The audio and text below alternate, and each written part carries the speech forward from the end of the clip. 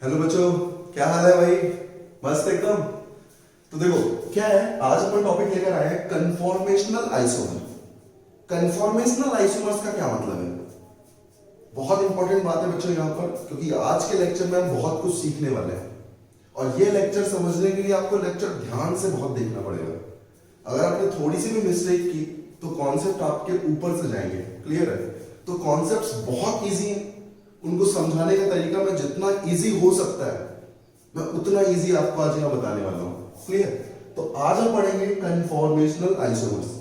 यहाँ optical isomers में इसे समझना बहुत इंपॉर्टेंट है, इससे क्वेश्चन भी आते हैं। इसके प्रोजेक्शन हम पढ़ेंगे आज, उन प्रोजेक्शन से क्या पूछे आते हैं, क्वेश्चन पूछे आते हैं। तो बच्चों बात करते हैं कन्फॉर्मेशनल होते क्या है, कन्फॉर्मर क्या होते हैं। अगर मेरे पास पूछा जाए कि कन्फॉर्मर की डेफिनेशन क्या है तो मैं ये बोलूंगा कि कन्फॉर्मेशन आइसोमर्स जो होते हैं इनका मॉलिक्यूलर फॉर्मूला क्या होता है बच्चों, सेम होता है। स्ट्रक्चरल फॉर्मूला भी क्या होता है, सेम होता है। बट यहां पर जो ग्रुप्स लगे होते हैं, जो एटम्स लगे होते हैं, इनका जो रिप्रेजेंटेशन होता है ये कुछ डिफरेंट होता है। ऐसा डिफरेंट होता है कि यहां पर कुछ ऐसे फैक्टर यूज होते हैं कि यहां पर उनमें जो रिपल्शन फैक्टर होता है उसकी वजह से पोटेंशियल एनर्जी में क्या आता है, डिफरेंस आता है। और उसी की एनालिसिस हम जब करते हैं तो वही कहलाता है कन्फॉर्मेशनल आइसोमर। यहां पर हम जो चीजें पढ़ने वाले हैं वो ये है कि कन्फॉर्मेशन क्या क्या हो सकते हैं। ये एक दूसरे से इंट्रा कन्वर्टेबल हो सकते हैं, मतलब आपस में क्या हो सकते हैं, एक दूसरे से कन्वर्ट हो सकते हैं। जैसे हमने ज्योमेट्रिकल आइसोमर्स पढ़ा था, सिस और ट्रांस आपस में कन्वर्टेबल नहीं थे बच्चों, या तो सिस बनता था या तो ट्रांस बनता था। ऐसा क्यों? क्योंकि वहां डबल बॉन्ड के अराउंड, डबल बॉन्ड के व्याप वहां क्या होता था, स्ट्रिक्टेड रोटेशन होता था। ठीक है, वहां पर रोटेशन हो नहीं सकता था। लेकिन यहां की हम बात करें तो यहां इजीली बच्चों क्या होते हैं, एक दूसरे में कन्वर्टेबल होते हैं। क्लियर बात समझ? दूसरा point, can not be separated. Can not be separated का मतलब क्या हो बच्चों, यहां पर इनकी प्रॉपर्टीज इतनी ज्यादा सेम है कि अगर मैं इनको सॉल्यूशन में डालूं तो मैं अलग अलग नहीं बता सकता कि ये कन्फॉर्मेशन अलग है, ये कन्फॉर्मर अलग है। यहां पर कोई डिफरेंस इतना होता ही नहीं है। इसीलिए इनको एक नाम और देते हैं बच्चों, रोटामर। इनको हम नाम देते हैं क्या, रोटामर। कभी कभी एग्जाम में ये वर्ड लिख के आ जाता है। अब इस वर्ड को अगर आप नहीं सुने होंगे तो आप नहीं कर पाएंगे ये चीज। क्लियर है? तो इसको क्या नाम देते हैं बच्चों, रोटामर देते हैं। नॉट ट्रू आइसोमर, ये एक्चुअल में ट्रू आइसोमर्स नहीं होते, क्योंकि आपने देखा रिप्रेजेंटेशन सेम है। यहां पर जो स्ट्रक्चरल आइसोमर है वो स्ट्रक्चर है वो सेम है, बस यहां पर जो स्पेस में मॉलिक्यूल, स्पेस में जो एटम्स लगे होते हैं, ये एटम्स क्या होते हैं, एक दूसरे से रिप्रेजेंटेशन में थोड़ा सा डिफरेंस आता है। उसी डिफरेंस के कारण हम इनको कहते हैं एक दूसरे के, क्या है ये, कन्फॉर्मर। क्लियर है? अभी बहुत अच्छे से समझ में आने वाला है आपको। ये इनकी प्रॉपर्टीज होती है, इंट्रा कन्वर्टेबल, एक दूसरे में कन्वर्ट हो सकते हैं, can not be separated, separate नहीं किया जाता मिक्सचर में, ऑल्सो नोन एज रोटामर। और क्या होता है बच्चों, ये ट्रू आइसोमर नहीं होते। क्लियर है? आज हम बात करेंगे इसके आगे टाइप्स ऑफ प्रोजेक्शन की। यहां हम 3 टाइप ऑफ प्रोजेक्शन पढ़ने वाले हैं। कैसे एक दूसरे को कन्वर्ट करते हैं ये हम सीखेंगे। सॉहॉर्स्ट से न्यूमैन कैसे बनाते हैं, न्यूमैन से फिशर कैसे बनाते हैं, इन सब चीजों को हम सीखने वाले हैं। क्लियर है? तो आज हम पढ़ेंगे यहाँ पर टाइप्स ऑफ प्रोजेक्शन में सबसे पहला sawhorse projection, newman projection and fischer projection. ये इनके नाम है बच्चों। क्लियर है? आप सबने ये पढ़े होंगे। इसी चीज को मैं बहुत अच्छे से आज समझाने वाला हूं कि कैसे हम सॉहॉर्स्ट बनाते हैं, कैसे हम न्यूमैन बनाते हैं और कैसे हम फिशर बनाते हैं। तो शुरू करते हैं बच्चों सॉहॉर्स्ट प्रोजेक्शन। क्लियर? सॉहॉर्स्ट प्रोजेक्शन को पहले समझेंगे कि सॉहॉर्स्ट रिप्रेजेंट कैसे किया जाता है। ध्यान से देखें, सॉहॉर्स्ट रिप्रेजेंट करने का तरीका क्या होता है।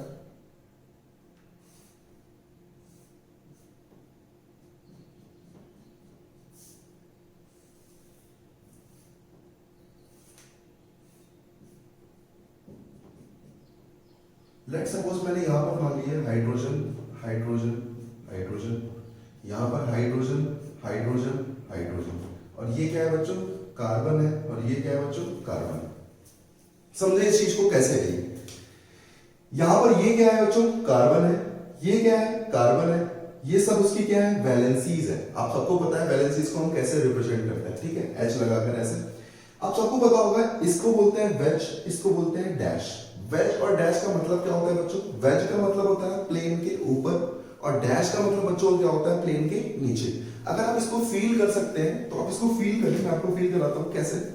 आप सोचें कुछ इस तरीके से फिगर है, बहुत ध्यान से देखें बच्चों, आपको ध्यान नजर आ रहा है, इस तरीके का फिगर है, मतलब ये जो फिंगर्स है, सामने वाली जो दो फिंगर्स है, ये वैलेंसीज आपस में पैरेलल होंगी, ये वैलेंसीज आपस में पैरेलल होंगी, और ये जो मेरी नीचे वाली ये वैलेंसीज है, ये भी क्या होगी, आपस में पैरेलल होगी, और ये बीच में क्या लगे हुए हैं, कार्बन्स लगे हुए हैं, बीच में क्या लगे हुए बच्चों, कार्बन्स लगे। तो आप ध्यान दें, आपने देखा होगा गांव में जैसे आप कपड़े फैलाते हैं तो लकड़ियां कैसी होती है, डंडी होती है, डंडी का एक कोना पीछे होता है, एक कोना आगे होता है, डंडी होती है, एक कोना अंदर होता है, एक कोना बाहर होता है, आप सबने देखा होगा। वैसा ही कुछ ये भी है बच्चों, अगर आप ध्यान दें तो आप सबको क्लियरली दिख रहा होगा कि ये जो है ये क्या प्लेन के बाहर निकला हुआ है, ये प्लेन के कहा निकला हुआ है, बाहर निकला हुआ बच्चों, और ये कहां है, प्लेन के अंदर है। ठीक है, इसको ऐसे भी आप बना सकते हैं, इस तरीके बनाने में भी कोई दिक्कत नहीं है, लेकिन आपको समझ में आना चाहिए कि हाँ जो मैं वैलेंसीज बना रहा हूं एक्चुअल में वो वैलेंसीज हैं कैसी और ये कहां पर लाई कर रही है। जैसे अभी आपको यहाँ पर 3D व्यू देखने में थोड़ी दिक्कत हो रही होगी, लेकिन आप यहां पर देखें तो आपको समझ में आ रहा है H आपकी तरफ निकला है, एक H बोर्ड के अंदर है, एक H बोर्ड के प्लेन में है। वैसे ही यहां पर भी एक H बोर्ड के बाहर है, एक H बोर्ड के अंदर है, और एक H ये है। क्या आप सब फील कर पा रहे हैं, क्लियरली समझ में आ रहा है। अगर आपसे मैं पूछूं कि मेरे पास एक सॉहॉर्स फॉर्म है, ऐसे करके आपको देगा वो फिगर में, और पूछ सकता है कि यहां मैंने फ्लोरीन क्लोरीन H लगा दिया, यहां मैंने H लगा दिया, यहां मैंने फ्लोरीन लगा दिया, और यहां मैंने क्लोरीन लगा दिया। बच्चों मुझे यहां बताएं कि क्या यहां पर प्लेन ऑफ सिमेट्री है। आप ध्यान से देखें इस चीज को, क्या यहां प्लेन ऑफ सिमेट्री है, क्या आप देख सकते हैं। बच्चों यहां देखना थोड़ा टफ है, अगर आप इसकी रियल ज्योमेट्री नहीं जानते हैं तो आप नहीं बता सकते। कैसे, अब आप देखिए, आपको मैंने वो डंडी वाला एग्जांपल बताया, एक डंडी है, उसकी वैलेंसी एक आगे है, एक वैलेंसी पीछे, फिर एक डंडी है, उसकी एक वैलेंसी आगे है, एक वैलेंसी पीछे। क्लियरली समझ में आ रहा है। तो सोचिए क्या कुछ इस तरीके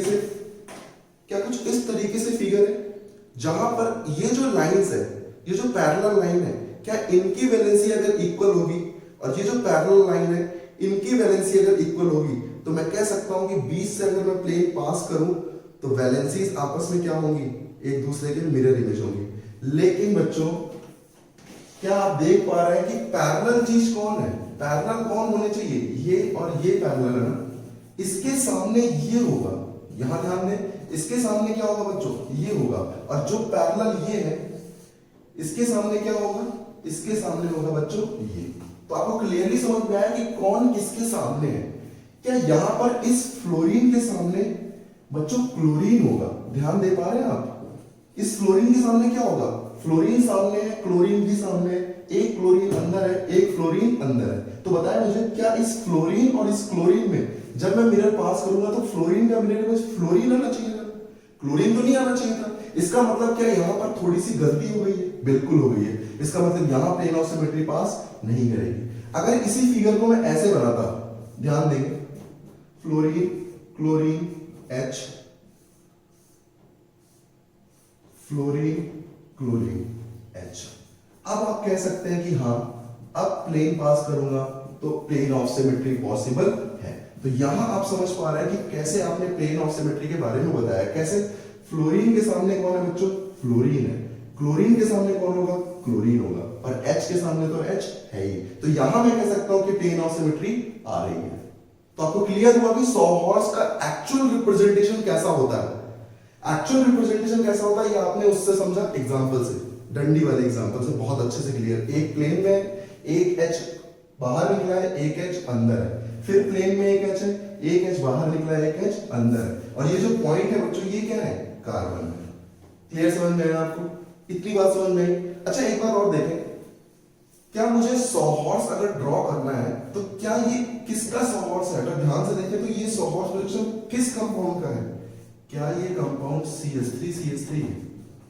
क्लियर समझ में आ रहा है कि इस C को हम ऐसे डिनोट कर सकते हैं, इस कार्बन को हम ऐसे डिनोट कर सकते हैं, और इसकी 3 वैलेंसीज मैं ऐसे रिप्रेजेंट कर सकता हूं।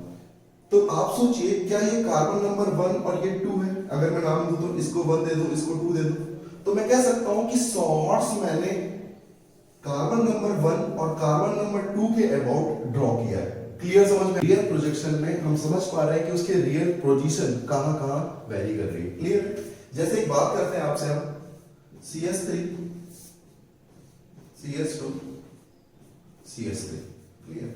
और मेरा पॉइंट ये है कि मुझे कार्बन नंबर 1 और कार्बन नंबर 2 के अबाउट 100 हॉर्स बनाना है। तो पहली चीज मुझे ये समझनी है कि 100 हॉर्स में मैंने कार्बन कौन से लिए हैं? कार्बन नंबर 1 और कार्बन नंबर 2 लिया है। क्लियरली समझ में आ रहा है क्या? तो सोचिए, जब मैंने कार्बन नंबर 1 और कार्बन नंबर 2 लिया है, तो जैसे ही मैंने कार्बन नंबर 1 लिया तो कार्बन नंबर की वैन की 3 वैलेंसी कौन सी है बच्चों? क्या यहां पर तीनों वैलेंसी H H और H है? जैसा आपका मन करे आप वैसे लगाइए, कोई दिक्कत नहीं है। यहां की बात करते हैं बच्चों। यहां पर मुझे बताएं, दो तो हाइड्रोजन है और एक ग्रुप कौन सा लगा हुआ है? मैथिल लगा हुआ है। क्या मैं बना सकता हूं कि यहां पर एक ग्रुप तो मैं मैथिल लगा सकता हूं और बाकी दोनों ग्रुप में क्या लगा सकता हूं? हाइड्रोजन लगा सकता हूं। तो मैं कह सकता हूं कि मैंने इस कंपाउंड का ये कौन सा प्रोजेक्शन ड्रॉ किया है? 100 हॉर्स प्रोजेक्शन। तो क्लियर हुआ आपको कि कैसे मैं किसका 100 हॉर्स प्रोजेक्शन बना रहा हूं? इतनी सी बात क्लियर हुई क्या? बहुत अच्छे से क्लियर हो गई होगी। सिमेट्री क्लियर हो गई कि 100 हॉर्स में हम सिमेट्री देखते कैसे हैं। अब हम बात करते हैं 100 हॉर्स से न्यूमैन कैसे बनाते हैं। किस प्रोजेक्शन की बात करने वाले हैं हम यहां पर? Newman projection. किसकी? न्यूमैन। अगर मेरे पास मान लीजिए कंपाउंड ऐसा होता, बहुत ध्यान से देखें बच्चों,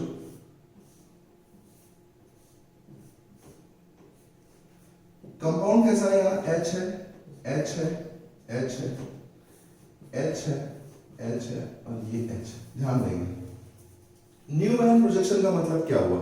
न्यूमैन से अगर समझे तो आप ऐसा समझिए नया आदमी। अब बच्चों नया आदमी आता है तो नया आदमी क्या करता है? सबसे पहले ऑब्जर्व करता है चीजों को। चीजों को क्या करता है? ऑब्जर्व करता है। और नया आदमी ऑब्जर्व करेगा तो वो देखेगा जरूर, और देखेगा तो भाई साहब सब समझ में आएगा कि अरे इसको मुझे बनाना कैसे है। तो देखिए आप, जब ये न्यूमैन इसको देख रहा होगा बहुत दूर से ये ऑब्जर्व कर रहा है उसको, तो सोचिए बहुत दूर से क्या दिखेगा उसको? एक पॉइंट दिख रहा होगा, उस पॉइंट से 3 वैलेंसीज दिख रही होंगी, उसके पीछे एक पॉइंट दिख रहा होगा और उसकी 3 वैलेंसीज दिख रही होंगी। ऐसा ही कुछ उसे फील हो रहा होगा। तो ऐसा उसको फील होने के लिए ये क्या करता है? इसका प्रोजेक्शन आप ध्यान दें कि जब मैं इसको न्यूमैन में कन्वर्ट करता हूं, बहुत ध्यान देंगे बच्चों, तो क्या होता है न्यूमैन प्रोजेक्शन में? इसको एक पॉइंट की तरह कार्बन दिखता है। क्या मैं इसको फ्रंट कार्बन बोल सकता हूं? इसको मैं बैक कार्बन बोल सकता हूं। B for back, F for front. जैसे मैंने इसके फ्रंट कार्बन की बात की, तो फ्रंट कार्बन बच्चों कितनी वैलेंसीज लगी है? 1 2 3। ये तीनों वैलेंसीज मैंने क्या की? लगा दी। H H और H। क्लियर है क्या? फ्रंट कार्बन को देखा, फ्रंट कार्बन में कौन सी वैलेंसी है? ये वैलेंसी है। इनको आपने बना दिया जैसे ये बनी हुई थी। क्लियरली पता चल रहा है? आप इस वैलेंसीज को बनाने के लिए कोई कंफ्यूजन ना करें, बिल्कुल भी कंफ्यूज ना हो, बहुत इजी है बनाना। अब ध्यान दें, जैसे उसने पीछे वाले कार्बन को देखा, तो पीछे वाले कार्बन को तो शो करना पॉसिबल नहीं है, उसकी वैलेंसी मैं शो कर सकता हूं। तो बताएं इस H के सामने कौन सा H होगा? ये H होगा। क्लियर बात समझ में आ रही है? इसका मतलब मैं इस H के जस्ट बगल में, जस्ट नीचे शो करने का मतलब मैं बगल में दिखा रहा हूं। ठीक है? ये जस्ट इसके क्या होंगे? नीचे होंगे। ठीक है? तो सोचिए बच्चों, इस H और इस H की पोजीशन क्या ये एक दूसरे के साथ होंगे? तो मैंने एक दूसरे के साथ कर दिया। इस H की पोजीशन किसके साथ होगी? इस H के साथ होगी। तो मैंने क्या किया? ये H बैक कार्बन में ये दिखा दिया, इस H के जस्ट नीचे। बात करते हैं ये दोनों H क्या होंगे? ये दोनों H एक दूसरे के नीचे होंगे। तो मैं दिखा सकता हूं कि कैसे मैंने 100 हॉर्स से न्यूमैन प्रोजेक्शन को ड्रॉ किया। कैसे मैंने 100 हॉर्स से न्यूमैन को ड्रॉ किया। सोचिए फिर से, फ्रंट कार्बन को देखा, उसने बना दिया। बैक कार्बन उसने देखा, जो जिसके पीछे था वो उसके पीछे उसने रख दिया। तो क्लियरली आपको समझ में आएगी कैसे मैंने 100 हॉर्स प्रोजेक्शन को न्यूमैन प्रोजेक्शन में कन्वर्ट किया। क्लियर? कैसे मैं 100 हॉर्स प्रोजेक्शन को किसमें चेंज कर रहा हूं? न्यूमैन में। एक दो एग्जांपल और करते हैं, अच्छे एग्जांपल, जैसे CS3 CS2 CS3। मेरा क्वेश्चन ये है कि सबसे पहले आपको 1 कार्बन और 2 कार्बन के अबाउट क्या करना है? 100 हॉर्स ड्रॉ करना है। और फिर उस सोहॉर्स प्रोजेक्शन को आपको किस में कन्वर्ट करना है, न्यूमैन में कन्वर्ट करना है। वीडियो को बहुत ध्यान से देखने की जरूरत है बच्चों, यहाँ पर बिल्कुल भी मिस ना करें। बहुत अच्छी अपॉर्चुनिटी आपके लिए कि आप यहाँ सीख पा रहे हैं। क्लियर है? आप बहुत अच्छे से सीखें। आपको इतना इजी तरीका मैं बताऊंगा यहाँ पर कि आपको दिक्कत ही नहीं होगी। आपको 3D व्यू को मैं 2D में दिखाऊंगा। समझ में आ रहा है आपको? आप देखिएगा, आपको बिल्कुल दिक्कत नहीं होगी। देखिए, सबसे पहले आपको क्या करना है, कार्बन बना लेना है। ये कार्बन नंबर 1 है, ठीक है भाई। ये कार्बन नंबर 2 है। कार्बन नंबर 1 पे कितनी वैलेंसीज है? 3 वैलेंसी कौन कौन सी है? हाइड्रोजन है। इनको आप जैसे मन करे आप वैसे बनाइए, कोई दिक्कत नहीं। आपने देखा कि जैसे ही ये कार्बन चौथी वैलेंसी किसके जुड़ा है? इस कार्बन से जुड़ा हुआ, मैंने जोड़ दिया। अब इस कार्बन के पास कौन कौन सी वैलेंसी है? 2 तो ये हाइड्रोजन है और 1 ये मैथिल है। इसका मतलब मैंने क्या किया, 2 तो ये हाइड्रोजन लगा दिए और 1 मैंने मैथिल लगा दिया। आप कहीं भी लगा सकते थे, इसको कोई दिक्कत नहीं। क्यों? आप कन्फॉर्मर में आपने क्या पढ़ा है? स्ट्रक्चरल फॉर्मूला सेम होता है, मॉलिक्यूलर फॉर्मूला सेम होता है, बस उनका रिप्रेजेंटेशन इसके अबाउट क्या होता है। ये जो बॉन्ड्स है, ये बॉन्ड आपस में क्या करते हैं, रोटेट होते रहते हैं। रोटेट होते रहते हैं तो कभी भी कभी क्या होता है, एक दूसरे के पीछे आते हैं। कभी क्या होता है, एक दूसरे से थोड़े एंगल पे आते हैं। तो जब ये एक दूसरे से थोड़े एंगल पे होंगे तो इनमें रिपल्शन क्या होगा बच्चों, कम होगा। और जब इन पे एंगल 0 होगा, मतलब एक दूसरे के पीछे होंगे, तो इनमें रिपल्शन क्या होगा, ज्यादा होगा।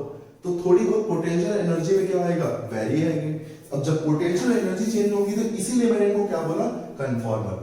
लेकिन यहां पर कोई भी स्ट्रक्चर चेंज नहीं हो रहा है, बस इनका रिप्रेजेंटेशन स्पेस में क्या हो रहा है, चेंज हो रहा है। इसीलिए क्या कहलाता है, कन्फॉर्मर कहलाता है।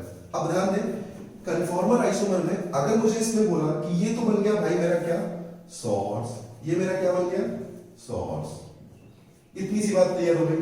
न्यूमैन बताया मैंने तरीका। नया आदमी आता है तो क्या करता है, चीजों को ऑब्जर्व करता है। मैंने लगा दिया भाई नया आदमी कि लो भैया देखो, ऑब्जर्व करो। जब इसने ऑब्जर्व किया इसको, तो सोचो इसको क्या दिखेगा, फ्रंट कार्बन, बैक कार्बन और उनकी वैलेंसीज, यही तो दिखेंगी। तो इसको क्या दिखता है, एक राउंड में सबसे पहले क्या दिखता है इसको, फ्रंट कार्बन।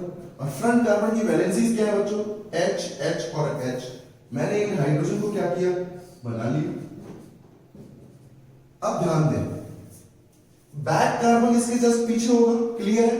इस H के सामने कौन सा H होगा, पैरेलल लाइन के पीछे रहेगी, पैरेलल लाइन के पीछे रहेगी। क्लियर, समझ में आ रहा है? तो इस पैरेलल लाइन के पीछे कौन सा H होगा, ये H होगा। अगर यहाँ कुछ और होता तो मैं यहाँ कुछ और लिखता। अभी यहाँ क्या है, H है, तो मैं क्या लिखूंगा, H लिखूंगा। क्लियर, समझ में आ रहा है? इस H के पीछे कौन सा होगा, इस H के पीछे ये H होगा, मैंने बना दिया। और इस H के पीछे क्या होगा, मैथिल ग्रुप होगा, तो मैंने क्या लगा दिया, ये मैथिल ग्रुप लगा दिया। तो क्लियर हुआ आपको कि कैसे मैं सॉहॉर्स से न्यूमैन बना रहा हूं। अब मैं आपको बताने वाला हूं कि न्यूमैन प्रोजेक्शन में क्या होता है, इनके डिफरेंट कन्फॉर्मर बनते हैं। अब डिफरेंट कन्फॉर्मर कैसे बनेंगे, मैंने आपको बताया कि डिफरेंट अरेंजमेंट होते हैं। अरेंजमेंट होने का मतलब इसको आप समझ लीजिए फैन समझ सकते हैं। फैन की 3 पंखुड़ियां हैं, 3 इसके प्लेट्स हैं। अब 3 ब्लेड्स जो है, ये ब्लेड आपस में घूम सकते हैं। अब घूम सकते हैं तो थोड़े बहुत एंगल पे आएंगे, फिर थोड़े एंगल पे आएंगे, फिर थोड़े एंगल पे आएंगे, फिर थोड़े एंगल पे आएंगे। तो जब ये घूमते हैं तो ये अलग अलग कन्फॉर्मर देते हैं। इनमें रिलेशन क्या होता है, कन्फॉर्मर का, क्योंकि कोई स्ट्रक्चर चेंज नहीं, कोई मॉलिक्यूलर फॉर्मूला सेम नहीं, बस चेंज क्या होता है, अरेंजमेंट। तो आपको समझ में आया कि कैसे न्यूमैन में अलग अलग प्रोजेक्शन में बनाऊंगा, अलग अलग कन्फॉर्मर बनाऊंगा और उन कन्फॉर्मर को अपन सीखेंगे। बहुत इजी है, सीख के ही छोड़ना है, बस ये ध्यान रखना है। इसी पॉइंट से क्वेश्चन आता है बच्चों, ध्यान देंगे। जैसे मेरे पास एग्जांपल है CH3, CH2, CH2 और CH3। मेरा क्वेश्चन ये है कि आपको क्या करना है, अब सॉहॉर्स नहीं ड्रॉ करना है, अब आप डायरेक्ट न्यूमैन बनाएंगे। कैसे बनाएंगे मैं आपको सिखाऊंगा।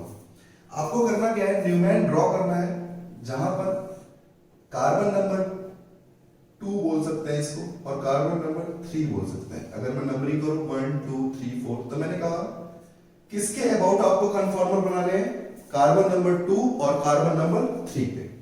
तो आप ये सोचो कि आप कर क्या रहे थे, आप ये कर रहे थे, सबसे पहले उस कार्बन को देख रहे थे, उसकी 3 वैलेंसीज को देख रहे थे, और दूसरे कार्बन को देख रहे थे और उसकी 3 वैलेंसीज को देख रहे थे, और उनको आप क्या कर रहे थे, अरेंज कर रहे थे।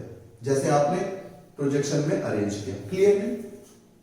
तो सोचो, क्या मुझे अगर सीधे न्यूमैन बनाना है तो मैं फ्रंट कार्बन को किससे डिनोट कर रहा हूं? पॉइंट से। और ये क्या है? बैक कार्बन है। क्लियर दिख रहा है आपको? फ्रंट कार्बन पे क्या क्या है मुझे बताना। क्या फ्रंट कार्बन पे 2 H है, एक CH3 है। मैंने जो मन करे, जैसा मन करे वैसा लगाओ। 2 मैंने ये क्या किए? H लगा दिए और एक CH3 मैंने काम किया नीचे लगा दिया। क्लियर है? फिर मैंने देखा कि बगल वाले में बस क्या है? 2 H है और एक CH3 है। क्लियर है क्या? 2 H है, मैंने जस्ट पीछे पीछे लगा दिए इनके, कोई दिक्कत नहीं, कहीं भी लगाओ, क्योंकि आपको पता है चीजें क्या होने वाली है? रोटेट करने वाली है। रोटामर हम इसे इसीलिए बोल रहे थे क्योंकि एक्चुअली क्या कर रही थी? वो रोटेट कर रही थी। क्लियर है क्या? तो मुझे बताएं, जब ये रोटेट करेंगे तो हर एक पोजीशन को तो ऑक्यूपाई करेंगे, हर एक कन्फॉर्मर को क्या करेंगे? रिटेन करेंगे। क्लियर बात समझ में आ रही है? तो मुझे बताएं, वन ऑफ द कन्फॉर्मर मैं कुछ इस तरीके से बना सकता हूं या नहीं बना सकता? बना सकता हूं। इस कन्फॉर्मर को नाम देते हैं बच्चों, जब सेम ग्रुप एक दूसरे के पीछे लगे होते हैं, सेम ग्रुप एक दूसरे के पीछे लगे होते हैं बच्चों, तो इसको नाम देते हैं हम इक्लिप्स्ड फॉर्म। क्या नाम देते हैं? Eclipsed conformation.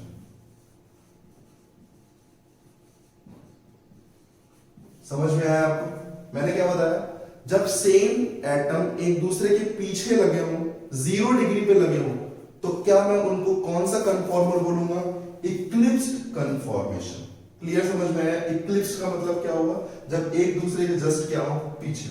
अब ध्यान दीजिएगा, जैसे ही मैंने क्या किया, मैंने एक कार्बन को फिक्स रखा। लेट सपोज मैंने फ्रंट कार्बन को फिक्स रखा और बैक कार्बन को मैं घुमा रहा हूं, धीरे धीरे घुमा रहा हूं। तो मैंने ये बोला कि बैक कार्बन को मैंने 60 डिग्री रोटेट किया। क्या बोला मैंने? बैक कार्बन को मैंने कितना रोटेट किया? 60 डिग्री रोटेट किया। इसका मतलब बच्चों, जब मैं इसको 60 डिग्री रोटेट करूंगा तो ये H कुछ यहां आ जाएगा, ये मैथिल कुछ यहां चला जाएगा और ये H कुछ यहां चला जाएगा। क्या आप सबको समझ में आ रहा है? तो सबसे पहले मैंने किसको रोटेट किया है? बैक कार्बन को। इसका मतलब फ्रंट कार्बन जैसा बना है वैसा इसको बना रहने दें। तो मुझे बताएं, फ्रंट कार्बन में मैंने कोई चेंज नहीं किया। मैंने बैक कार्बन को कितने डिग्री चेंज किया है? 60 डिग्री चेंज किया है। कितने डिग्री चेंज किया है? 60 डिग्री। तो जब ये 60 डिग्री रोटेट होकर पहुंचेगा तो ये H कहां पहुंचेगा बच्चों? यहां। ये मैथिल कहां पहुंचेगा बच्चों? यहां। और ये H कहां पहुंच जाएगा? यहां। जब ये 60 डिग्री एंगल पे होते हैं सेम एटम, इनको हम बोलते हैं बच्चों gauche conformer. Sorry, gauche conformation. क्या बोलते हैं इनको? Gauche conformation. तो आपको समझ में आया कि आपने इक्लिप्स्ड कैसे बनाया था? सेम एटम को क्या किया आपने? एक दूसरे के पीछे रखा। कितने एंगल पे? 60 डिग्री एंगल पे। तो ये क्या बन गया? इक्लिप्स बन गया। जब आपने क्या किया? इनको 60 डिग्री एंगल पे चेंज किया। 0 डिग्री पे क्या था? इक्लिप्स। 60 डिग्री जब चेंज किया तो कौन सा कन्फॉर्मर बना? गॉच। नाम याद रखिएगा बच्चों, नाम इंपॉर्टेंट है। इक्लिप्स एक दूसरे के पीछे, गॉच का मतलब है 60 डिग्री एंगल। कितना एंगल है? 60 डिग्री। क्लियर समझ में आ रहा है? अब सोचिए बच्चों, फिर से मेरा मन किया कि मैं फिर से बैक कार्बन को क्या करूं? 60 डिग्री घुमाऊं। अब मुझे मजा आ रहा है घुमाने में, तो अब मैं फिर से 60 डिग्री घुमाऊंगा। जब मैंने 60 डिग्री घुमाया तो अब ध्यान दें, ये H कहां आ जाएगा? इसके जस्ट नीचे। ये मैथिल कहां जाएगा? इसके जस्ट नीचे। और ये H कहां जाएगा बच्चों? इसके जस्ट नीचे। मैंने फ्रंट कार्बन को कुछ नहीं किया है, मैंने बैक कार्बन को घुमाया है बस। तो सोचिए कन्फॉर्मर बनेगा क्या? बहुत ध्यान से देखिए, फ्रंट कार्बन को आपको बना लेना है, जैसे बना है फ्रंट कार्बन वैसे इसको बना रहने देना है। क्लियर है? अब मुझे बताया बैक कार्बन पे ये H कहां चला जाएगा? इस H के पीछे। तो मैं इस H के पीछे इसको बना देता हूं। ये मैथिल कहां चला जाएगा? इस H के पास। मैं इसको यहां बना देता हूं। और ये H कहां चला जाएगा? इस मैथिल के पास। तो मुझे बताया बच्चों, अभी भी क्या हुआ है? एक दूसरे के जस्ट पीछे ही तो है। एंगल क्या है? 0 डिग्री।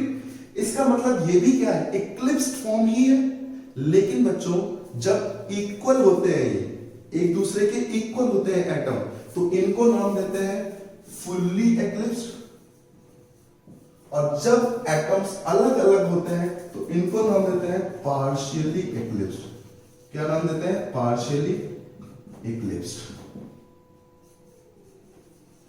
तो आपको समझ में आया कि पार्शली इक्लिप्स का मतलब क्या हुआ और फुल्ली इक्लिप्स का मतलब क्या हुआ। अब इनके बारे में बहुत कुछ जानना है, अभी तो बस आपको चेंज करना दिखा रहा हूं। क्लियर। फिर किसी ने कहा कि सर अब मेरा बहुत मन कर रहा है, आप एक बार 60 डिग्री और घुमाओ। मैंने कहा ठीक है भाई, एक बार और 60 डिग्री घुमाते हैं। फ्रंट कार्बन को मैंने सेम रखा, बैक कार्बन को मैं घुमा रहा हूं, तो ये मैथिल कहां चला जाएगा, यहां। ये H कहां चला जाएगा, यहां। और ये H कहां चला जाएगा, यहां। क्लियर, समझ में आ रहा है क्या? तो मुझे बताओ बच्चों, ये H यहां आ जाएगा, ये मैथिल यहां चला जाएगा और ये H यहां चला जाएगा। फ्रंट कार्बन में कोई भी चेंज नहीं होगा, तो मेरे पास जैसा फ्रंट कार्बन बना है मैं वैसा फ्रंट कार्बन बना लूंगा। नीचे क्या था, CH3, यहां H और S थे, फ्रंट कार्बन बना लिया। बैक कार्बन में यहां क्या होगा, CH3, यहां क्या होगा, H, और यहां क्या होगा, H। तो बच्चों यहां होगा CH3, यहां होगा H, यहां होगा H। अब देखिए एक कन्फॉर्मर अलग से बन गया। क्या बन गया?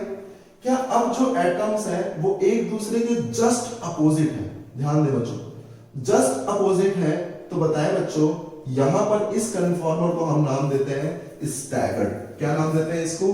Staggered form, staggered conformation. तो आपको समझ में आया कि कैसे मैं इनके कन्फॉर्मेशन को नाम दे रहा हूं, कैसे कैसे एंगल को मैंने रोटेट किया। अब मैं इनके बारे में बता रहा हूं कि इनकी स्टेबिलिटी कैसे देखते हैं। आप बहुत इजीली बता सकते हैं इनकी स्टेबिलिटी सोच के। सोचिए, जब ये एक दूसरे के जस्ट पीछे होंगे तो इनका रिपल्शन सबसे ज्यादा मैक्सिमम होगा। सही बात है। अगर जस्ट एक दूसरे के पीछे तो जस्ट वो लड़ेंगे, उनके इलेक्ट्रॉन्स क्या होंगे, रिपल करेंगे, उनके बॉन्ड पेयर क्या करेंगे, रिपल करेंगे। तो मुझे बताया बच्चों, क्या यहां रिपल्शन होगा? बिल्कुल होगा। जैसे ये 60 डिग्री पे जाएगा तो अब एटम्स की दूरी क्या हो गई, एटम्स की डिस्टेंस क्या हो गई, थोड़ी सी दूर हो गए। इसका मतलब रिपल्शन फैक्टर क्या होगा, थोड़ा कम हो जाएगा। फिर से जब ये पार्शियली इक्लिप्स बने तो फिर से रिपल्शन बहुत ज्यादा होगा।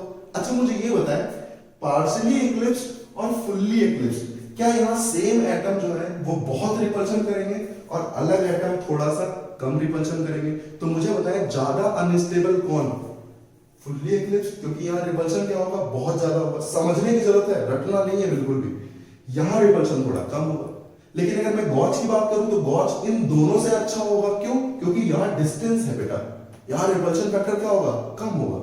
अच्छा बताएं स्टैगर्ड, यहां तो और कम होगा, क्योंकि जो बड़े बड़े ग्रुप थे वो सब कहां चले गए, एक दूसरे के अपोजिट चले गए। अपोजिट चले गए तो इनकी डिस्टेंस क्या हो गई, मैक्सिमम हो गई। तो यहां रिपल्शन सबसे कम होगा। तो अब मैं अगर आपको स्टेबिलिटी के बारे में थोड़ी सी बात करूं तो स्टेबिलिटी ऑर्डर क्या बोलता है बच्चों? सबसे पहले कौन सा आएगा, स्टैगर्ड, फिर आता है बच्चों गॉच, फिर आता है पार्शियली इक्लिप्स्ड और फिर आता है इक्लिप्स्ड। ध्यान दें, सबसे लास्ट में कौन आएगा, इक्लिप्स्ड। आपको पता है स्टैगर्ड सबसे स्टेबल क्यों हुआ, क्योंकि यहां रिपल्शन फैक्टर सबसे मिनिमम है। गॉच यहां थोड़ा बहुत है, पार्शियली इक्लिप्स्ड यहां होगा ही होगा क्योंकि जस्ट एक दूसरे के पीछे है, और फुल्ली इक्लिप्स्ड यहां बहुत रिपल्शन होगा। तो बताएं, अगर मुझे स्टेबिलिटी लिखना है तो मैं ऐसे लिख सकता हूं। अगर यहीं आपसे कोई पूछे पोटेंशियल एनर्जी, तो आपको पता है स्टेबिलिटी और एनर्जी में क्या होता है, इनवर्सली प्रोपोर्शनल का रिलेशन होता है। तो बताएं जब इनवर्सली प्रोपोर्शनल है तो पोटेंशियल एनर्जी किसकी ज्यादा होगी, फुल्ली इक्लिप्स्ड की, देन पार्शियली इक्लिप्स्ड की, देन गॉच की, देन स्टैगर्ड की। तो आप इस तरीके से दिमाग लगा सकते हैं। अब आपको मैं इसके आगे सिखाऊंगा कि कैसे हम डिफरेंट डिफरेंट कंपाउंड्स के स्टेबल फॉर्म बनाते हैं, क्योंकि ये पूछा जाता है। कंपाउंड दिया जाएगा आपको, बहुत बार पूछा गया है, जेई में पूछा गया है, नीट में पूछा गया है, एम्स तक में पूछा गया है। कंपाउंड देगा और बोलेगा सबसे स्टेबल कन्फॉर्मर बनाओ। अब सबसे स्टेबल कन्फॉर्मर बनाना है तो दिमाग लगाओ। अगर मेरे पास रिपल्शन वाले ग्रुप लगे हुए हैं तो मैं चाहूंगा कि जितने रिपल्शन वाले ग्रुप है ये एक दूसरे के एंटी में लगे हो, एक दूसरे के अपोजिट लगे हो, मतलब स्टैगर्ड फॉर्म में लगे हो, तो सबसे बेस्ट है। क्या मेरे माइंड में यही सोच जाएगी? इसका मतलब सारी चीजें हमें सिखा रही है कि हम स्टेबिलिटी कैसे बताएंगे, स्टेबल कन्फॉर्मर कैसे, कंपाउंड का कन्फॉर्मर कैसे ड्रॉ कर रहा था, क्योंकि न्यूमैन प्रोजेक्शन में आपसे कन्फॉर्मर ही पूछेगा कि इसमें स्टेबल कन्फॉर्मर बनाएं। जैसे अभी मैंने जो क्वेश्चन किया उस क्वेश्चन में क्या था बच्चों, CH3 CH2 CH2 और CH3। अब देखिए हमें करना क्या होता है। मुझे पता था कि मुझे बनाना किसके अबाउट है, कार्बन नंबर 2 और कार्बन नंबर 3 के अबाउट बनाना था। तो मुझे समझ में आया कि अगर यार ये ग्रुप जो है ये एकदम अगर अपोजिट लगे हो, एक दूसरे के अपोजिट लगे हो, तो यहाँ रिपल्शन मिनिमम होगा, और रिपल्शन मिनिमम होगा तो स्टेबिलिटी क्या होगी, मैक्सिमम होगी। तो मैं डायरेक्ट बना सकता था। सबसे पहले मेरा काम होता कि मैं फ्रंट कार्बन को बनाता। फ्रंट कार्बन में बनाने में कोई दिक्कत नहीं, आपको जो मन करे आप वहां लगाओ। आपको मन कर रहा है यहाँ H लगाने का, यहाँ CH3 लगाने का, यहाँ H लगाने का, आपने लगा दिया। आपने यहाँ H नहीं लगाया, कोई दिक्कत नहीं है। लेकिन आप जब बैक कार्बन लगाओगे, जब आप यहाँ बैक कार्बन लगाओगे, तो बैक कार्बन में मैथिल ग्रुप आप कहां लगाना चाहोगे जिससे कि रिपल्शन कम से कम हो। इसका मतलब मैथिल के जस्ट अपोजिट लगाना चाहोगे, और मैथिल के जस्ट अपोजिट कहां लगाना चाहोगे, यहाँ। और बची हुई वैलेंसीज को कहां लगाना चाहोगे, यहाँ, क्योंकि H और H ही बचे, इनको कहीं भी लगाओ।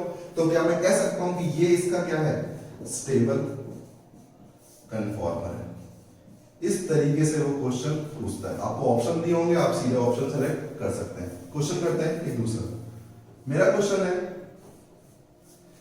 कार्बन नंबर 2 और 3 के अबाउट, ऐसे क्वेश्चन देगा आपको। तो आपको बहुत ज्यादा टाइम नहीं लगाना है इसमें, टाइम लगाना ही नहीं है, टाइम होता ही नहीं है एग्जाम में, लेकिन हमें सही करना है। इसलिए कॉन्सेप्ट अगर ध्यान में रखोगे गलती कभी नहीं होगी। कार्बन नंबर 2 पे क्या क्या है, मैथिल है, मैथिल है और H है, यही तो समझोगे आप। कार्बन नंबर 2 पे क्या क्या तीन वैलेंसी है, H है, मैथिल है, मैथिल है। आपने क्या किया, फ्रंट कार्बन समझ के आपने लगा दिया, CH3 और H लगा दिया आपने, कोई दिक्कत है इसमें। बैक कार्बन पे जाओ आप। बैक कार्बन पे क्या क्या है बच्चों, बैक कार्बन पे 2 तो हाइड्रोजन होंगे और एक ये मैथिल ग्रुप होगा। सबसे पहले जो बड़ा ग्रुप है उसको आप मिनिमम रिपल्शन पे लगाओ। मिनिमम रिपल्शन का मतलब क्या होगा, या तो इस मैथिल के अपोजिट में लगाओ, या तो इस मैथिल के अपोजिट में लगाओ। क्यों, अगर इस मैथिल के अपोजिट में लगाओगे तो भी रिपल्शन क्या होगा, मिनिमम होगा, और इसके अपोजिट लगाओगे तो भी क्या होगा, मिनिमम होगा। अब बताओ बची हुई वैलेंसीज आप कहां लगाना चाहोगे, H और H, क्योंकि आपको पता है स्टैगर्ड फॉर्म में क्या होता है, एंगल होता है, ठीक है, अपोजिट होते हैं एक दूसरे के। अब बहुत इक्वली अपोजिट इसलिए नहीं हुई क्योंकि यहाँ पर 2 H थे, CH3 नहीं था। क्लियरली समझ में आया क्या। तो आपको कैसे स्टेबल कन्फॉर्मर बनाना है, आप क्या करोगे, सबसे पहले आपका काम है कि आप फ्रंट कार्बन बना लो। फ्रंट कार्बन पे जो भी चीजें आप लगा दो, कैसे भी लगा दो, कोई दिक्कत नहीं है। उसके बाद बैक कार्बन पे जाओ, जो बल्की ग्रुप है, बल्की ग्रुप को हमेशा बल्की के अपोजिट में लगाओ हमेशा, और बचे हुए ग्रुप को कहां लगा दो, कहीं भी, क्योंकि दोनों ही H है, इसका मतलब मैं कहीं भी लगा सकता हूं। तो बच्चों ये क्या हो गया, इसका स्टेबल कन्फॉर्मर हो गया। क्लियर। तो आपको समझ में आया कि कैसे आप स्टेबल कन्फॉर्मर बना पा रहे हैं। क्लियर। बहुत अच्छा क्वेश्चन पूछा गया था एग्जाम में, जेईई में आया था, और यहां पर पूछा था, यहां था CH3, ठीक है, यहां CH3 था। पूछा ये गया था बच्चों कि मुझे बताइए कि यहां पर आइसोब्यूटेन में क्या क्या पॉसिबिलिटीज हो सकती हैं X और Y की, ये पूछा गया था क्वेश्चन में। मुझे ये फॉर्म बनाना आता है, मुझे आइसोब्यूटेन बनाना आता है, तो मैं बना दूंगा। तो आपको क्या करना है, सबसे पहले आइसोब्यूटेन बनाना है। आइसोब्यूटेन कुछ इस तरीके का होता है। अगर मैं यहाँ डिफरेंट कार्बन की बात करूं तो डिफरेंट 2 ही कार्बन है, एक ये डिफरेंट कार्बन है, ये तीनों सेम है। इसका मतलब मैं किसी को 1 मान लूं और किसी को भी 2 मान लूं, कोई दिक्कत है। इसे मैंने फ्रंट कार्बन मान लिया, इसे मैंने बैक कार्बन मान लिया, कोई दिक्कत नहीं है। इसे आप फ्रंट मान सकते हैं, इसे आप बैक मान सकते हैं, कुछ भी आप मान सकते हैं, आपकी मर्जी है। क्लियर। फ्रंट कार्बन पे क्या क्या लगा है, सबसे पहले आप ये लिख लें। क्या फ्रंट कार्बन पे 3 वैलेंसीज होंगी और तीनों की तीनों क्या होंगी बच्चों, हाइड्रोजन होंगी। लिख लिया आपने, बहुत इजी है। बैक कार्बन पे क्या क्या वैलेंसी होंगी, आप उसको भी लिख लें। बैक कार्बन पे 2 वैलेंसी तो क्या है, मैथिल, और एक क्या होगी बच्चों, H होगी, क्योंकि एक वैलेंसी क्या होगी, हाइड्रोजन होगी। अब आप चेक करें, आपको बिल्कुल आंसर बहुत जल्दी आ जाएगा। आपने देखा कि यहां पर H और Y है, इसका मतलब फ्रंट कार्बन में H और Y, इसका मतलब Y क्या हो गया बच्चों, Y हो गया H। बात करते हैं X की। X में क्या बैक कार्बन है, बैक कार्बन में CH3 H और X लगा है, इसका मतलब CH3 लगा है, H लगा है और X लगा है। इसका मतलब बताइए बच्चों X की वैल्यू क्या हो गई, मैथिल। तो इस तरीके से वो क्वेश्चन आपसे पूछ सकता है। तो ऐसे ऐसे क्वेश्चन इसमें बनते हैं बच्चों, ठीक है। ओके, ऐसे हम स्टैगर्ड, गॉच और इक्लिप्स के अबाउट हम बता सकते थे कि यार यहाँ पर स्टेबिलिटी क्या होगी, कम होगी, यहाँ स्टेबिलिटी क्या होगी, ज्यादा होगी। और stability inversely proportional to potential energy. तो कभी भी कोई कर्व दिया हो तो कर्व से भी मैं समझ सकता हूँ कि किसके कर्व ऊपर होगा, किसका कर्व नीचे होगा। भाई स्टेबिलिटी अगर क्या है, अच्छी है, इसका मतलब एनर्जी क्या होगी, बहुत कम होगी, इसका मतलब कर्व वहां कहाँ होगा, नीचे होगा। तो आप बहुत इजीली कर्व को समझ सकते हैं। क्लियर। अब हम बात करते हैं कुछ ऐसे कंपाउंड्स की जहां केस कुछ अलग हो जाता है, जहां केस कुछ अलग हो जाता है। जैसे मेरे पास एक कंपाउंड है, अगर इसे नाम बोलूं तो इसका नाम क्या होता है बच्चों, ग्लाइकॉल। इसका नाम क्या होता है बच्चों, ग्लाइकॉल। यहां क्या है, बची हुई एक वैलेंसी H और बची हुई एक वैलेंसी क्या होगी, H होगी। यहां भी क्या होगी, H, और यहां भी क्या होगी, H। अब आपसे कहा गया कि इस कंपाउंड में सबसे स्टेबल कन्फॉर्मर बनाइए। तो आपके दिमाग में क्या चल रहा है कि यार रिपल्शन सबसे कम से कम होना चाहिए, रिपल्शन कम से कम होगा तो स्टेबिलिटी बहुत अच्छी होगी। लेकिन यहां बच्चों को चेंज आता है, और क्यों चेंज आता है इस चीज को समझेंगे हम। अगर सबसे पहले मुझे न्यूमैन बनाना हो तो न्यूमैन का इक्लिप्स फॉर्म अगर मुझे बनाना हो, इक्लिप्स फॉर्म, तो मैं क्या करूंगा, इनकी तीन वैलेंसीज को मैं क्या करना चाहूंगा, ड्रॉ करना चाहूंगा, OH, H और H। मैंने लगा दिया यहाँ पे H, OH और ये H। कोई दिक्कत, कहीं भी लगाइए। इक्लिप्स फॉर्म की बात कर रहा हूं तो H के पीछे आप H लगा दीजिए, H के पीछे H लगा दीजिए, और OH के पीछे आप OH लगा दीजिए। क्लियर है। अब बात करूं, अगर मैं इसको 60 डिग्री रोटेट करता हूं तो OH यहां आएगा, H यहां जाएगा और ये H यहां जाएगा। तो आप ध्यान से देखें, कन्फॉर्मर कुछ इस तरीके से बन के आएगा। फ्रंट कार्बन को मैंने बिल्कुल भी नहीं छेड़ा है, इसका मतलब फ्रंट कार्बन को मैं ऐसे ही लिखा रहने दूंगा, OH, H और H। और यहां मैंने क्या किया, इस ऑक्सीजन के साथ फिर से मैंने क्या किया, OH, H और H। जैसे मैंने रोटेट किया था वैसे ही मैंने फिगर को बना दिया।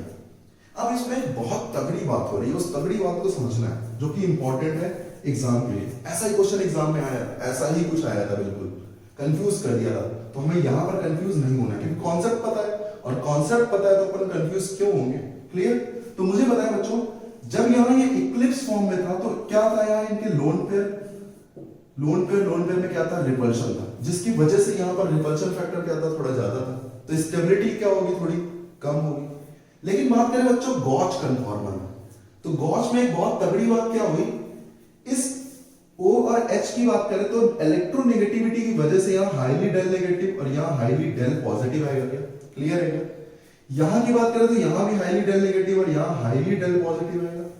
अब आपने पढ़ा होगा हाइड्रोजन बॉन्डिंग, कैसे इस डेल नेगेटिव और इस डेल पॉजिटिव में क्या होगा, अट्रैक्शन होगा, और हाइड्रोजन बॉन्डिंग की वजह से मुझे ये कंपाउंड, ये कन्फॉर्मर बहुत स्टेबल मिलेगा। कितना, बहुत स्टेबल मिलेगा। कौन सा कन्फॉर्मर, गॉच कन्फॉर्मर। क्यों, क्योंकि इसमें कैसी बॉन्डिंग हो रही है, इंट्रामोलिकुलर हाइड्रोजन बॉन्डिंग। कैसी बॉन्डिंग हो रही है, इंट्रामोलिकुलर हाइड्रोजन बॉन्डिंग। इंट्रामोलिकुलर का मतलब क्या होता है बच्चों, जो सेम कंपाउंड में हो रहा हो। इंट्रा का मतलब क्या हुआ, जो एक ही कंपाउंड में हो रहा हो। जैसे अपन ने स्कूल्स में intra school competition, inter school competition देखे होंगे। इंट्रा स्कूल कंपटीशन क्या होते थे, अपने ही स्कूल में कंपटीशन होता था। वही बात यहाँ है, इंट्रामोलिकुलर हाइड्रोजन बॉन्डिंग का मतलब इसी कंपाउंड में, अलग से नहीं जोड़ना पड़ रहा है, इसी कंपाउंड में क्या हो रही है, हाइड्रोजन बॉन्डिंग हो रही है, जिसकी वजह से भयंकर स्टेबिलिटी गेन करता है। तो यहां पर बच्चों ध्यान देंगे कि अगर मेरे पास कभी भी हाइड्रोजन बॉन्डिंग का केस है, बहुत ध्यान से देखेंगे, अगर मेरे पास हाइड्रोजन बॉन्डिंग का केस है तो बच्चों यहां पर स्टेबिलिटी सबसे ज्यादा आती है गॉच। किसकी आती है, गॉच, ध्यान रखेंगे। देन आती है स्टैगर्ड, क्योंकि वहां क्या होगा, रिपल्शन कम से कम होगा। और देन आती है बच्चों इक्लिप्स्ड।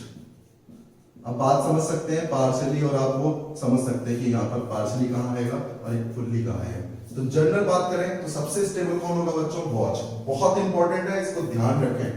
आपने कॉन्सेप्ट बहुत अच्छे से सीखा है तो इसको मिस ना करें। कैसी हाइड्रोजन बॉन्डिंग होती है, क्यों होती है, इंट्रामोलिकुलर हाइड्रोजन बॉन्डिंग। समझ में आ रहा है आपको, क्लियर हो गया ये चीज। तो आपने समझा कि कैसे अगर हाइड्रोजन बॉन्डिंग का केस है तो यहाँ स्टैगर्ड स्टेबल नहीं आएगा बच्चों, कौन स्टेबल आएगा, गॉच कन्फॉर्मर। क्लियर हो गया। तो बच्चों मैंने देखा कि कैसे न्यूमैन प्रोजेक्शन में कब गॉच मेजर प्रोडक्ट होगा, कब स्टैगर्ड मेजर प्रोडक्ट होगा। तो ओवरऑल बात करें जब कभी भी हाइड्रोजन बॉन्डिंग का केस ना हो, सिर्फ रिपल्शन का केस हो, तो हमेशा आप स्टेबिलिटी में सबसे स्टेबल कौन बनाएंगे? स्टैगर्ड। स्टैगर्ड का मतलब जो बल्कि ग्रुप है वो एक दूसरे के क्या होंगे? अपोजिट होंगे। क्लियर बात समझ में आ रही है? जब कभी भी हाइड्रोजन बॉन्डिंग का केस हो, इंट्रामोलिकुलर हाइड्रोजन बॉन्डिंग का केस हो, तो बच्चों वहां हमेशा गॉच कन्फॉर्मर बनाएंगे। जैसे इनके बीच में क्या होगी? Intramolecular hydrogen bonding. कैसे होगी? CO माइनस है और यहाँ N के साथ क्या जुड़ा है बच्चों? Acidic H। आप सबको पता है NH3 प्लस के पास हाईली एसिडिक H होता है, तो ये इसके साथ क्या कर सकता है? इंट्रामोलिकुलर हाइड्रोजन बॉन्डिंग कर सकता है। वैसे यहां पर आप समझ सकते हैं कि कार्बोक्सिलिक है, यहां पर भी क्या होगा? हाइड्रोजन बॉन्डिंग होगी, यहां पर भी क्या होगा? हाइड्रोजन बॉन्डिंग होगी। क्लियरली समझ में आ रहा है? OH और CHO की बात करें तो आप यहां पर भी समझ सकते हैं, O के साथ H है, कार्बोनिल ग्रुप है, जिस कार्बोनिल ग्रुप की वजह से यहां क्या होगी? हाइड्रोजन बॉन्डिंग होगी। अच्छा खासा डेल नेगेटिव आएगा और डेल पॉजिटिव होगा, जिसकी वजह से क्या होगी? हाइड्रोजन बॉन्डिंग होगी। तो बताएं मुझे यहाँ सबसे स्टेबल कौन सा कन्फॉर्मर आने वाला है? गॉच कन्फॉर्मर आने वाला है। कौन सा? गॉच। तो आप ध्यान रख सकते हैं इसको। क्लियर है? तो इस तरीके से मैंने समझा कि कैसे हम कन्फॉर्मेशन बनाते हैं। तो न्यूमेर आपको क्लियर हो गया, सोहॉर्स क्लियर हो गया। अब आपको मैं बताऊंगा फिशर। क्लियर? तो अपन फिशर की बात करेंगे नेक्स्ट क्लास में। ठीक है? नेक्स्ट क्लास में हम फिशर कंप्लीट करेंगे, जिससे कि फिशर की सारी प्रॉब्लम समझ में आ जाए। देन अपन बात करेंगे ऑप्टिकल की, कि एंजियोमर्स क्या होते हैं, डायस्टीरियमर्स क्या होते हैं, इन सबको अपन बहुत अच्छे से कवर करने वाले हैं। तो यहाँ पर जितनी भी 3D की चीजें थी, क्या मैंने आपको 2D के वे में ही समझाया? इसी तरीके से समझिए बच्चों, क्योंकि एग्जाम में आपको हिट करना होता है पेपर को, तो वहां आपको 3D व्यू देखना हो सकता है थोड़ा टफ लगे, तो आपको जितना इजी हो सकता था मैंने उतना इजी उसको समझाया। तो बच्चों बहुत अच्छे से पढ़े, लॉकडाउन का फायदा फुल उठाएं। ठीक है? दिक्कतें आएंगी, कोई दिक्कत नहीं है, सब मेहनत चल रही है, बहुत अच्छी चल रही है। आप मेहनत करते रहो, मैं तो आपके साथ जुड़ा हुआ हूँ। क्लियर है? तो मस्त पढ़ाई करो और बढ़िया खुश रहो। ठीक है? चलो ओके, एंजॉय करो। ओके बच्चों, बाय।